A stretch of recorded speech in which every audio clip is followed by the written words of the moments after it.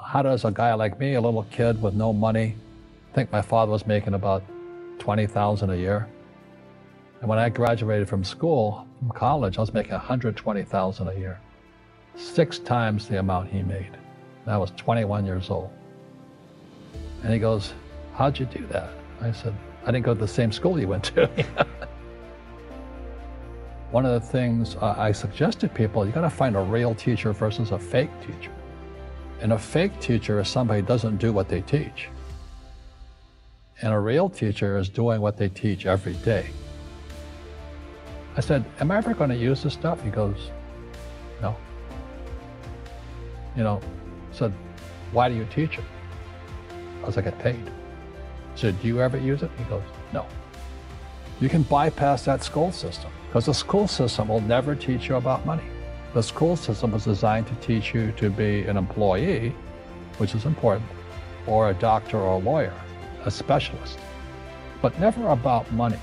Most people in publishing or journalism, they're on the other side of the coin of capitalism.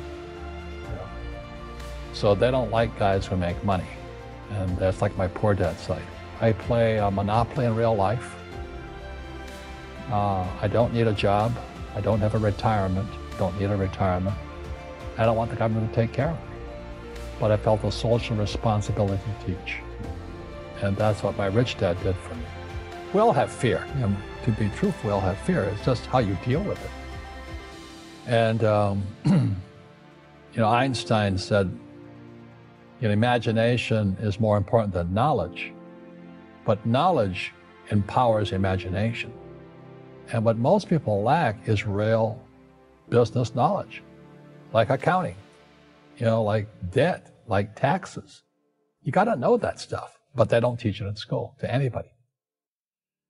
So, and then when people ask me, how did your rich dad learn this when your poor dad, a PhD, didn't? And the answer is very simply, my rich dad, who's my best friend's father, his father died when he was 13. So rich dad had this family business at 13 to run. So he had to drop out of school, which was his blessing. There's blessings, and sometimes the blessing doesn't look like a blessing, but it turned out to be a blessing. And then his teachers became his bookkeeper, his accountant, his attorney, his banker, his real estate agents. So he has what I call real teachers, not these fake teachers in school.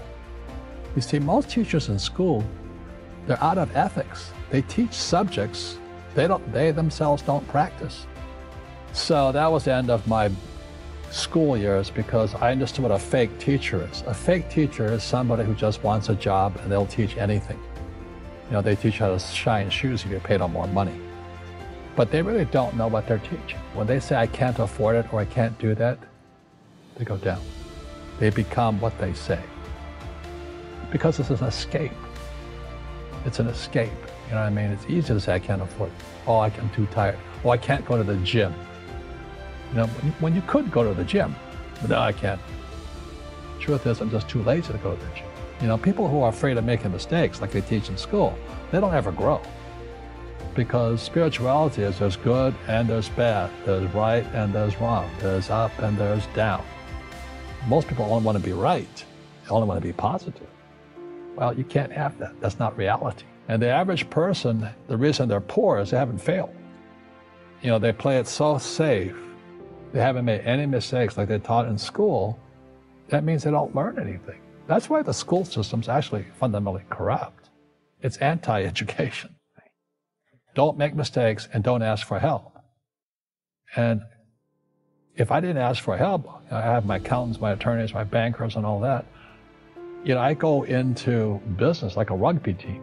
But the average guy is standing there, oh, I'm an A student, I'm going to do this all on myself, and a bunch of rugby players run you over, and you go, well, they're not playing fair. You're playing stupid. You should have a team. You should have accountants, attorneys, and bankers, and all that stuff. But that's not the game I want to play. I said, then don't play the game. The game of business is played with accountants, attorneys, bankers, hate to say it, politicians. You got to know the game. So what I say to young people is, you find your game. So my game financially is business, number one. Second is real estate.